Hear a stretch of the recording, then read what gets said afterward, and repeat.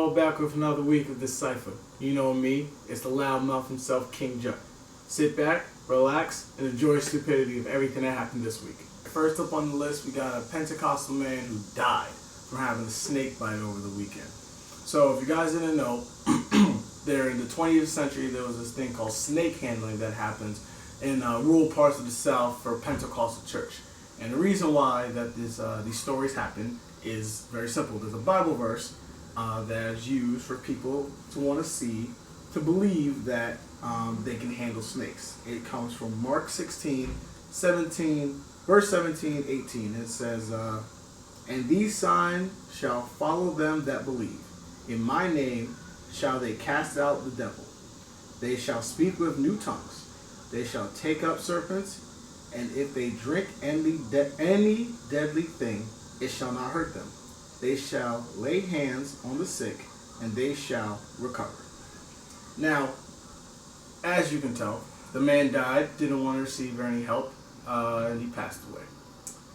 This is stupid, okay, ladies and gentlemen. You shouldn't do this. A lot of reasons why there's issues with this particular statement. I actually also have another Bible verse that the Lord himself used, and it comes from Proverbs, saying that do not enter the path of the wicked, and do not walk in the way of evil. Avoid it, do not travel on it. Travel away from it, and pass on. Those snakes were dangerous. And you know what's even more dangerous than those snakes? Those people. So you know what I'm going to do? I'm going to do what Proverbs said, and walk away from y'all. Stay away from them. Because clearly y'all can't tell that this is killing people all over the country. Next up, talking about the homie Cecil the Lion. Cecil the Lion was murdered by Walter James Palmer, who was a dentist from Minnesota. He went down there, shot up the lion, and his excuse was the fact that he didn't know that lion wasn't supposed to be shot at. Now, here's the problem with that story. Just lie, okay? It's lying. Just use what cops use when they kill black people every single day. I'm sorry. He looked like the rest of them. I just saw him running away, okay?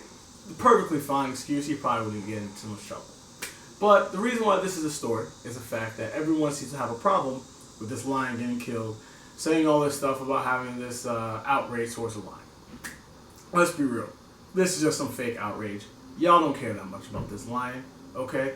Y'all probably didn't even know that Mufasa's cousin was getting hunted down this past week until it got all over the internet. So now you guys got all this big problem. But did you guys know about other animals that were getting extinct? Okay? I'm going to read you a list of the guys who really need to take off and get the props that they deserve, okay? So you telling me that you don't want to give no love for the homie, the leopardback sea turtles? Okay? Or the real Javier rhinoceros? Or the OG northern sportive lemurs? Come on now, man. Y'all even know half them animals are going extinct. Let's be real. Killing a lion was bad, okay? But let's not take this huge outrage about killing a lion, okay? It's a lion, alright? Knock it off. Alright, guys. Back with the Drake Meek Mill. We can finally put this beef to bed, okay? First off, you had Drake clapping back at Meek Mill with the Charged Up record. He's charged up. And just like the rest of us, it was a great record. I liked it a lot. Some people thought it was a little soft. I thought it was real strategic the way he went about it. But then Drake came back with the back-to-back and obliterated them. From the artwork, to the timing, to the fact that the Philadelphia Phillies and the Toronto Blue Jays had to play each other right after the record played, and the artwork that had the Toronto Blue Jays beating the Philadelphia Phillies to go back-to-back to win World Series title, amazing. But hey, I like to give everybody a fair chance when we have fights, okay? I can't really judge you until you put a body of work out there for me to listen to. Then Meek came back with some trash I haven't heard since Staff B, okay? It was horrible, alright? Wanna Know is probably the worst diss track that we've heard probably since Scat Beezy. I mean, I'm not gonna lie, it's pretty bad, okay? So many things wrong with this record. First of all, he comes out saying how he doesn't know how dudes have all these Instagram followers, but they have no money. And we're like, who are you talking about? You're not talking about Drake. He's got more Instagram followers than you and has more money than you. Then you start rapping and then cut the track and start playing the reference track. And we're like, why are you playing the reference track? We all heard that track before, okay? Or most people at least know what the reference track is. And to know, that couldn't even have been the reference track, okay? No one's even going to take that as a track. And then you go on saying all these weak punchlines that keep just going back to the ghostwriting guy trick. And we're like, Meek, man, yo, that was it? Where was the hold up, wait a minute? Y'all thought I was finished stuff, man. And it got so bad for you. And you know what makes it worse? That you know that it was so weak. You had to get on Instagram and post 2 pictures of Drake, how it's still ghostwriting. Fam, you're lost, okay? Here's this L. It's hot and ready for you. Just take it and keep moving. Meek, I still like you as a rapper, okay? I'm not gonna lie though. Your music has sounded a little different since this whole beef, okay? And you know what's so sad about it? What's really sad? It's all your fault. If you just didn't say a word, it would have been over. But now, you took Drake to another level. You know what's so sad about this whole situation, Meek? You did this to yourself, okay?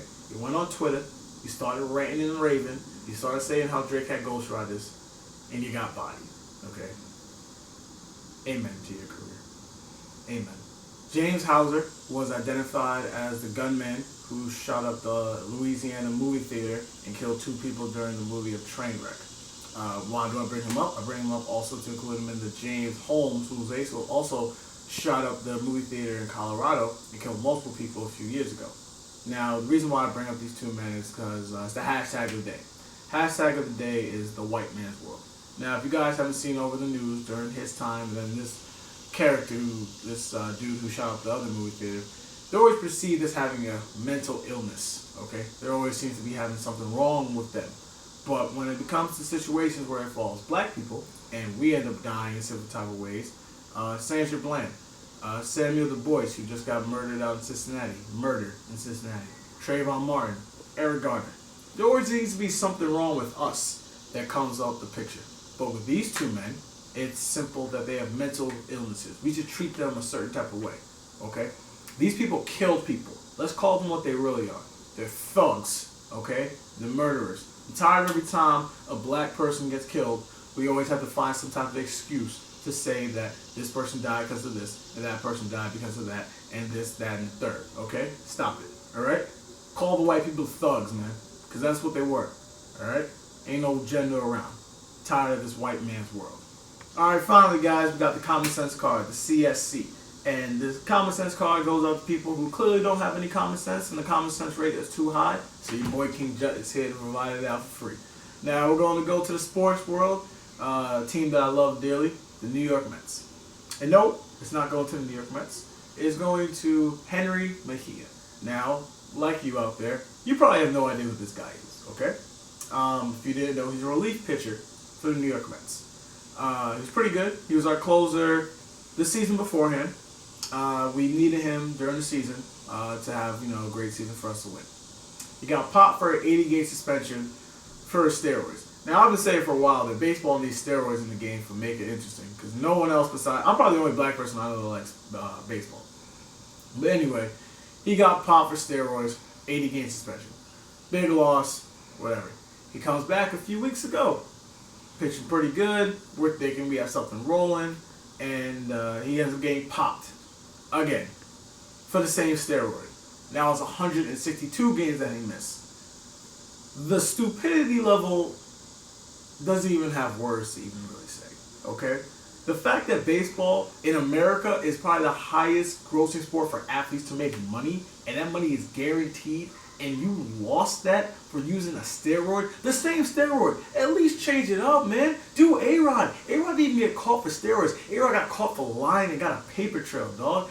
Half these dudes are probably still on steroids, man. Change up the game. This just reminds me of a Jay-Z line that was once said many, many years ago, okay? I'm praying for forgiveness for every bad decision I made, every sister I played, because I'm still paranoid to this day. And it ain't nobody's fault I made the decision I made. This is the life I chose, or rather, the life that chose me. Henry Mejia, here's your common sense card. Thank you guys again for sitting down with me this week. Make sure you tune me back in next week. Follow me on Twitter and Instagram at KingJut92. Make sure you also follow me on Snapchat, KingJut. For everyone out there supporting me, I appreciate it. All love. One time, DeCypher.